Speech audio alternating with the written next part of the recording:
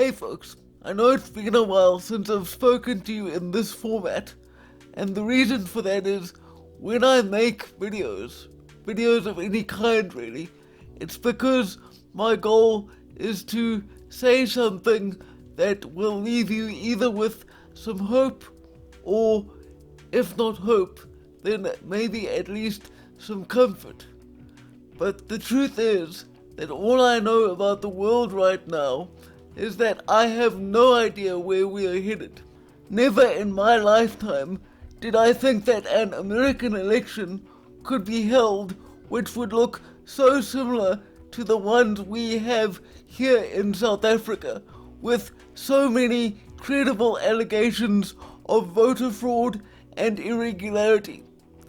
Now, you won't hear about voter fraud or irregularity in the mainstream media, and if you do, those allegations will simply be explained away as a right-wing conspiracy theory.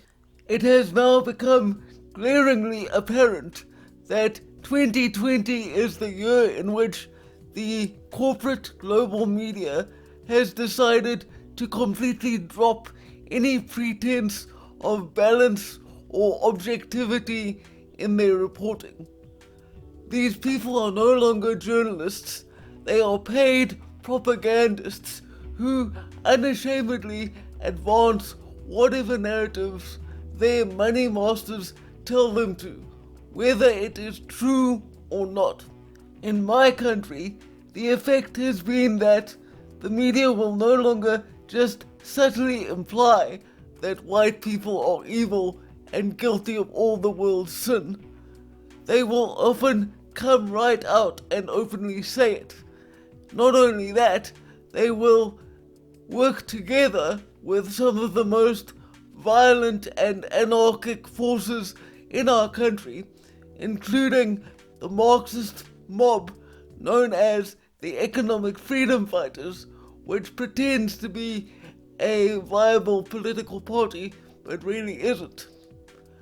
They will work together with people like that to actively stir up resentment and witch hunts. South Africa has now reached such a point of social disunity that even the idea of whites choosing to gather privately to celebrate alone without the presence of any non-whites has been labeled racist and important enough to make the national news, thereby creating even more chaos and disharmony within our society. If what I just said sounds ridiculous to you, that's because it is.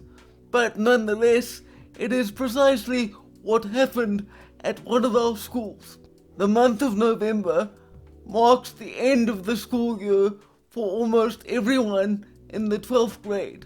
And much like in America, it is tradition for schools to throw an end-of-year party for 12th grade students, very similar to what you'd think of as a prom. However, due to the lockdown regulations imposed because of the coronavirus pandemic, the school in question decided not to organize an official event this year. In consequence, some parents decided to throw a small private party for some of the kids. Shortly afterwards, someone took to social media to complain about the fact that apparently no black kids had been in attendance. When the media and the EFF got wind of this, violent protests soon followed, which of course were all laid at the feet of the white people, because apparently all we want to do is exclude black people from whatever we do, and we're all just racist, hateful bigots. A situation like the one I've just described is what you get when you choose to govern a country based entirely on the ideas of social and racial equity.